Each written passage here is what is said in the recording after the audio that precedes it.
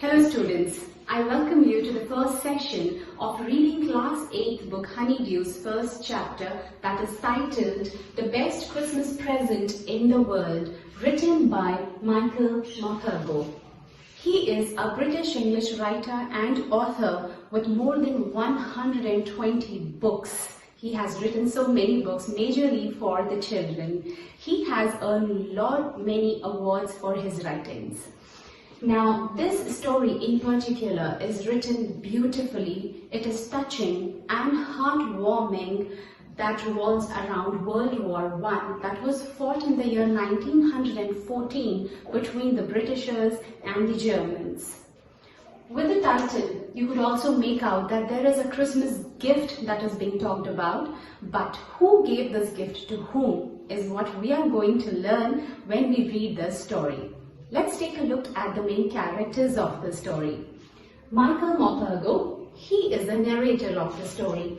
Then Jim Macpherson is the English Army captain. We have his wife, Connie Macpherson, and Hans Wolf, he's a German soldier. Alright? So now, before going into the line-by-line reading of the story through the book, I would narrate the story to you verbally, so I just need your full attention so that you can understand the story first. Then we will go through the book to understand it in detail. Alright? So, this is how the story starts. The narrator, Michael Morpurgo, was in search of a table for himself, a writing desk for himself. So one day he approaches a junk shop wherein he finds a roll-top desk. Now what is a roll-top desk? It is a desk for writing with a wooden cover on top which can be pulled down to close the writing area after your work is done. It can always be pushed back to open and closed again like a curtain maybe. Alright? So he saw this roll-top desk at a junk shop, and on inquiring he got to know that it is an antique piece. Antique is something that is very old. The shopkeeper told him this belonged to 19th century and was made up of oak wood. Oak wood is very expensive. The furniture is made up of oak wood, are durable and they are very costly. But since it was lying in the junk shop, he was getting it for very less price. Obviously, because its condition was very poor. The roll-top desk had actually got scorch marks all over it, that is the burnt marks over it. Apart from the fire, the water had also made the condition of the table very bad. The veneer on the top of the table was coming off. Its legs were broken maybe, and that was mended clumsily. Very carelessly it was mended. It wasn't in the best of its shape at all. And that's why the author was told that he'll get it at a cheaper price. And the author was ready to take it because he definitely wanted to buy one for himself. He thought, I'll buy it and I can repair it for myself. So he pays the money to the shopkeeper, takes the table to his house and puts it in the garage for repairing. So one day before the Christmas, he sits in his house with the desk, starting to repair it. When he tries to open the drawers of the desk, he realizes that one of the drawers is stuck very badly. He tries to pull open it, it wasn't coming. So he has to put brute force on it. That is, he has to hit it with his hands, with his fist many a times, and that's how it opens up. Now when the drawer opens up, to his surprise, to the narrator's surprise, there is a secret drawer underneath. There was a tin box which was hidden inside the drawer with a label on top.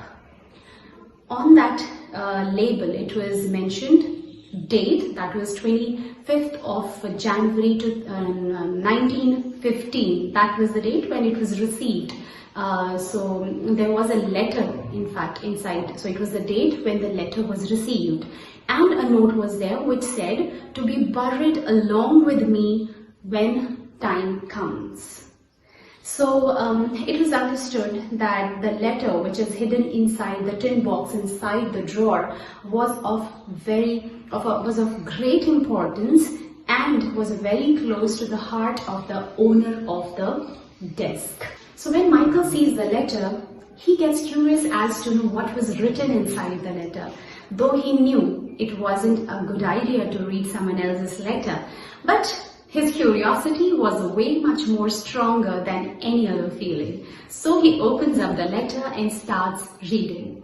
Now this letter was written by Jim McPherson, the English Army captain, to his wife Connie McPherson on 26th of December 1914. That is the day after, a day later, Christmas.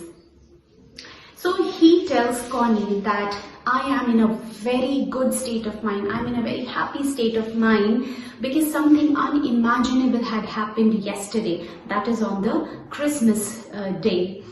They were standing as usual in their trenches, the Britishers at their end and the Germans at their end. But instead of fighting with their enemies that day, they had done something absolutely different for a change, and that was coming out of their trenches, mingling with each other and celebrating Christmas. They offered drinks to each other and snacks. They exchanged greetings with each other. They got to know each other about their personal details, like their families, their interests and all. And they were completely in a different world altogether. These were the two armies of two nations who were fighting a world war, but on the day of Christmas, they were not Germans, they were not Britishers. They were just Jim or Hans Wolf, and likewise there were other men who were mingling with each other. Now this left a lifetime memory in Jim's mind, and of course with Hans Wolf also, something that they would cherish for the rest of their life. And this feeling is what Jim wanted to share with his wife through the letter. He also mentioned at the end of the letter that very soon I would return and see you. So this was a very emotional description given by Jim to his wife, and that's why maybe she got very emotional about the letter, and she had kept it. She has hidden it inside her drawer, and she kept waiting for her husband to return. But somehow a mishap happens, something bad happens in her house. During those days, when the electricity was newly invented, maybe it was new for people, and Connie used to consider that electricity was very expensive. So she used to light candles in her house. And maybe that was the reason why her house caught fire one day, and the fire extinguisher comes, and the firemen were somehow able to save Connie from the burnt house, and she was sent to a nursing home maybe sometime later. But that's how the house got burnt into ashes, and maybe the roll-top desk had also got its scorch marks because of that accident. So after reading the letter, Michael could not sleep the whole night. And he decides that next day morning he would go find out Connie at the address mentioned on the letter, 12 Beaches Road, Dorset, and would hand over the letter to her. Next day, when he actually reaches the place that was mentioned in the letter, he was surprised to see that the house was in a very badly burnt state. He could not find Connie there, obviously. So he knocks at the door of the neighbor, and that neighbor tells Michael that he knows Connie very well. She is 101 years old now and lives in a nursing home. He also gives Michael the address where she's being put up now. He tells that Connie is very old and is always a confused personality. Finally, Michael goes to the address told by the neighbor to find her out. And when he reaches the nursing home, it's again the day of Christmas. He sees that everyone in the nursing home is preparing for the celebrations, but he could not see Connie anywhere. He walks up to the matron and he asks her about the whereabouts of Mrs. Connie McPherson. Now the matron really gets happily surprised that someone has come to meet Connie, because she has no family and no one ever visits her. She also tells that Connie would also be very pleased to see a visitor. And then the matron guides Michael to the place where Connie was sitting alone.